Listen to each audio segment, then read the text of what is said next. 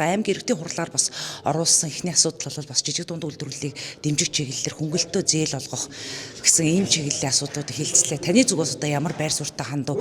Таны оруулсан санал харамсалтай нь бас дэмжигдсэнгүү.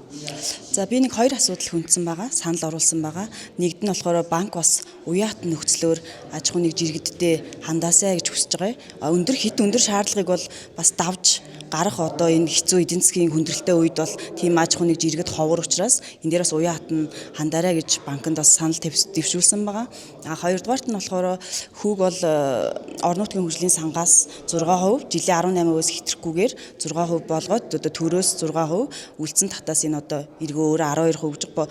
Монгол банкны бодлогын хүү бол 12-оос 13% хүүтэй байгаа. Тийм учраас бас 15%-аар олгоод 9% нь эргөө өөрөө дагаад орон нутгийн хөгжлийн сангаас 6% нь болохоор бас банк ингээд хариуцаад ийм явахаар ийм санал дэвшүүлсэн. Яагадгүй л одоо засгийн газраас хэрэгжүүлж байгаа цагаан алт хүнс хөдөөж ахуйн зээлгээ 6% хүүтэй татаастаа зээлнүүд байгаа шүү дээ. Энэ төөрөө өөрөө 10% дагаад явдаг. Энэ дүрм журмын дагуу бас энэ жишгээр явъя. Энэ нь бас бодит дэмжлэг болох байхаа гэсэн үүднээс ийм хоёр санал дэвшүүлсэн боловч бас нөгөө эсрэг нам маань бас ус төржиж хараад байна. Тийм учраас бас энэ санал маань дэмжигдсэнгүү. Уг нь яас дэмжсэн бол энэ нас бодит дэмжлэг болохоор ийм байсан. Ер нь бол та өөрөө бол хувийн хвшлийн салбарт олон жил ажилласан шүү дээ. Яг нийтлэг одоо гардаг хүндрэл бэрхшээл нь юу гэдэг юм? Одоо бид нар бол үйлчлэгээний салбар болон худалдаа үйлчлэгээ хийж байгаа хүмүүст бол хөнгөлөлтөө зээлэнд хамрагдах ямарч боломжгүй байдаг. Мэдээж тэр банкны өндөр шалгуурыг бид нар бол давж чаддгүй учраас хөнгөлөлтөө зээлэнд хамрагддаггүй. Энэ удаагийн энэ хүүгийн хөнгөлөлтөнд бол үйлчлэгээний салбарыг оруулсанд бас баяртай байна. Гэхдээ би бол өөрийн эрх ашигыг бодож бол энд дэвшүүлээгүй. Ганцхан одоо манай салбараар эн чинь миний бизнесээр энэ явахгүй. Эн чинь энэний цаана зөндөө бас бизнес эрхлэгчид байгаа. Энэ бизнес эрхлэгчдийн зовлонг мэддэг хүний хувьд бас энэ саналыг дэвшүүлсэн байгаа шүү.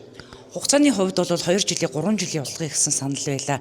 Хугацаа бол яг нөгөө бизнес эрхлэгчдийн хувьд бол зээлийн хугацаа маш одоо чухал гэдэг шүү дээ. Хугацаа богинтой зээл учраас би хүүг нь төлхөө нэмж өгөх нь энэ нь бол бас бодиттой дэмжлэг болно гэж үзсэн. 2 жилийн хувьд бол 6% гэхэр чинь нэг иргэнээс одоо 100 сая зээл авлаа гэж 7 сая 200 мянга. Мэдээж 9% гэх юм бол 10 сая төгрөгийн дэмжлэг үзүүлээд ингэ явж байгаа. Тийм учраас бодиттой дэмжлэг үзүүлэхийн тулд бүгдээрээ хугацааг нь уртсгаад хүүг нэмээд өгөө гэдэг байр суурийг илэрхийлсэн. Ягаад гэвэл ихэнх иргэд аж ахуйн нэгжүү шаардлага хангаж байгаа газрууд маань энэ засгийн газрын бодлогын одоо хэрэгжүүлж байгаа хөнгөлөлтөө зээлэнд хамрагдсан байгаа. Одоо хамрагдаж чадаагүй аж ахуйн нэгжүүдэд бодиттой дэмжээд өгчих гэж үзэж байгаа. Ягаад гэвэл энэ жил 6%-аар явчаад дараа жил бид нар нэмэгдүүлэх боломжтой гэж яриад байгаа байхгүй манай сөрөг хүчин. Тэгэхээр энэ жил авсан иргэд аж ахуйн нэгжүүд хохирч байгаа. Энэ хүмүүсийг ялгуурлаж байгаа гэсэн үг байхгүй. Нэг л дүрм журмаа гаргаад тэр дүрм журмаа бариад ингээд жил болго ингэж явъя гэж үзэж байгаа. Ягаад гэвэл нэг хөнгөлтөнд нэг иргэн нэг аж ахуйн нэгжүүд л хамрагдана гэж байгаа ш. Дараа жил хамрагдах боломжгүй учраас тэгш хүртээмжтэй байдлыг л хүсэж байгаа.